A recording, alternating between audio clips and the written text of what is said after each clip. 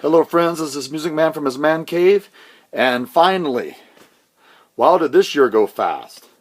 I just got back from being with family and friends out of town, had to drive on treacherous roads to get home, but I am here to tell you the best movies that I saw, the best film for me in 2014, coming at you.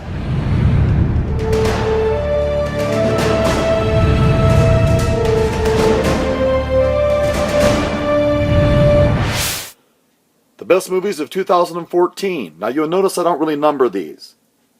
That's because the top 5, to me, numbering is irrelevant. They all could be a tie. And also, these are the movies that I have seen. Now a lot of teenagers have come to me, a lot of friends have come to me, have you seen this, have you seen that? No. When you live on a budget, you have to be very, very selective about what you go to see.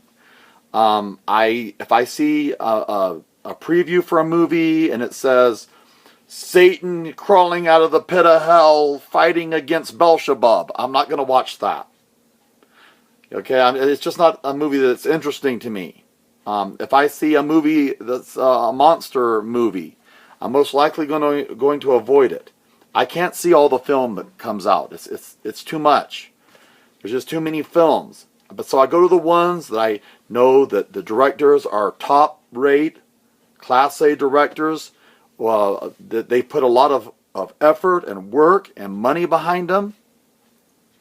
And those are the ones that not always I go to. Sometimes I go to low-budget films that they don't put a lot of money behind them because they support the things that I agree with and the things that I believe.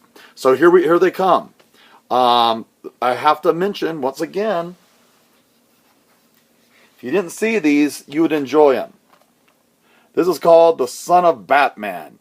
And once again, these movies are put out by, or I think produced by Bruce Timm. Probably still. But I will say that this has got Ra's al Ghul in it. This has Batman. And surprise, surprise, Batman has a son. Who's the mother? Is it Catwoman? Who could it be? Is it Barbara Gordon? You'll have to watch and find out. Really good. I really enjoyed this as much as any major film. And also, this is not for kids.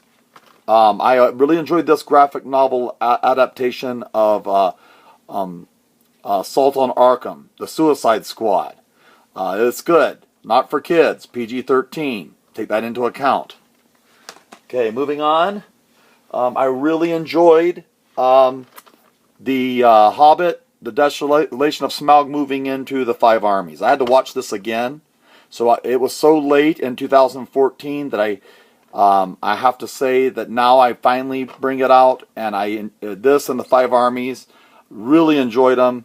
Great escapism, well written, well directed, very good, but no more Middle Earth. I'm done with Middle Earth. No more Middle Earth, okay?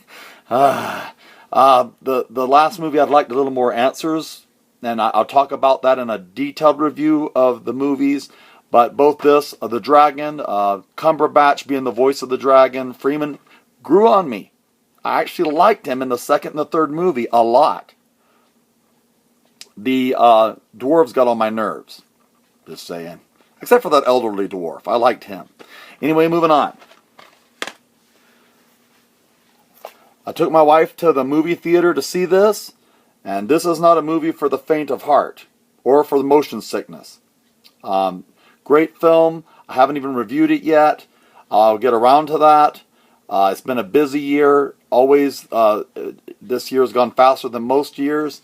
But I will give a detailed review of this Gravity and what I thought about it and what was going through my mind and could I keep my popcorn down. But really, really well-directed.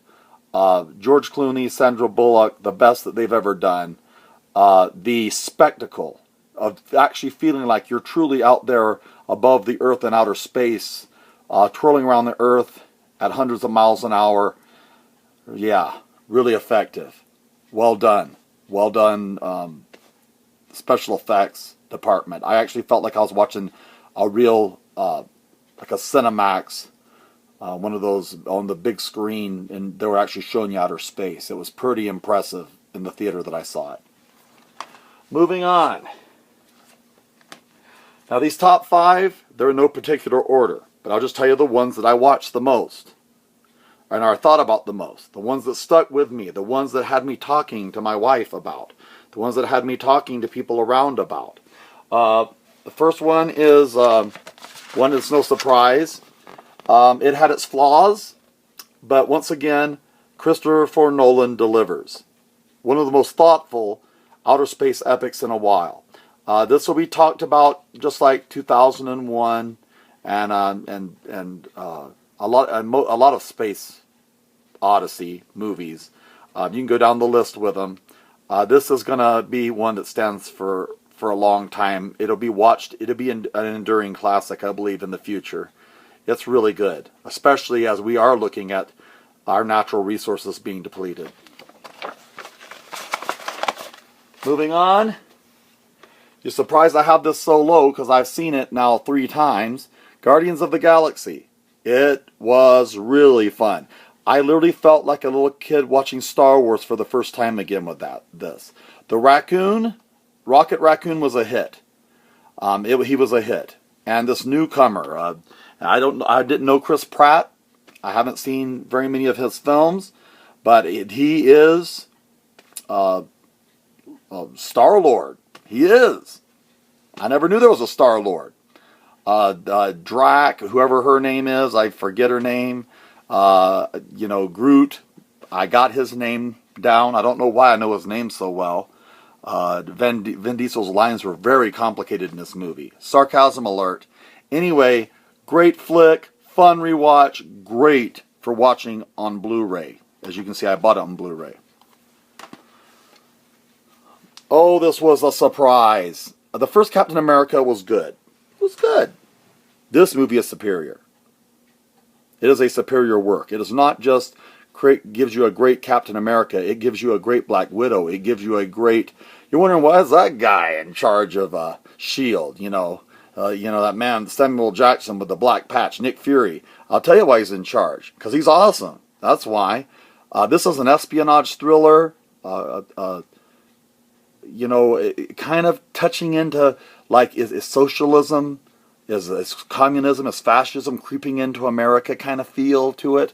Or is this tendrils in us? That kind of going back to the Cold War days and talking about, when we were afraid of communism, now we're embracing it. When we were afraid of socialism, and now we're kind of embracing it. Socialism has always been there, but we used to have actually, Invasion of the Body Snatchers came from that. This movie explores that, and it also gives us Chris Evans is Captain America. Congratulations, Chris Evans, because you're a lot better Captain America than you were, the fireman, and I'm sure someone's going to correct me in Fantastic Four. I can't. His name's not coming to me right now, I'll probably say it at the end of the video. But what a great movie! Wow. This is rewatchable. I've seen this at least 2 times in the theater and 2 times at home. 4 times.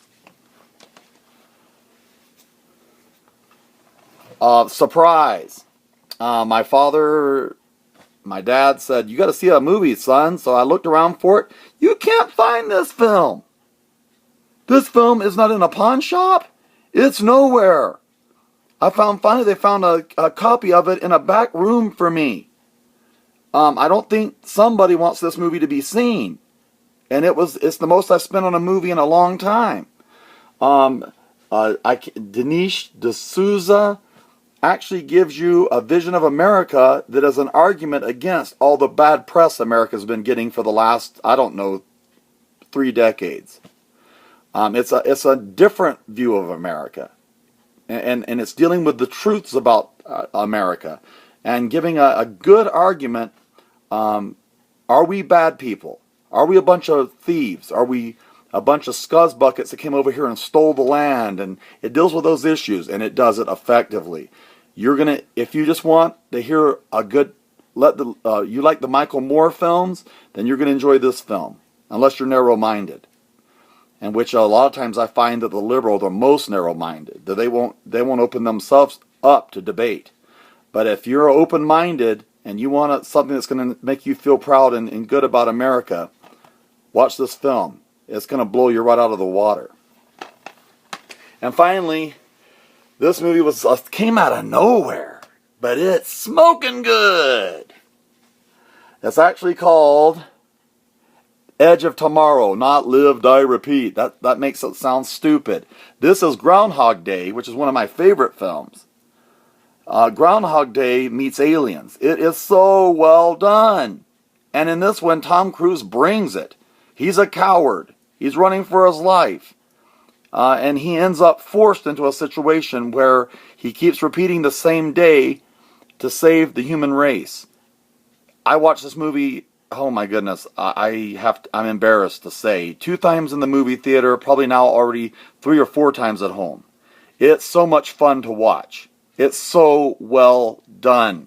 It is my favorite film of 2014. And it's one that I will watch like Groundhog Day with Phil Murray again and again. This is worth Live, View, Repeat. Live, View, Repeat. Music Man from his man cave. Hope you like my list. Tell me what your list is down below. These are my best of 2014, and I hope you continue to enjoy great film, because to me, they're as great as good books. Take care. Bye.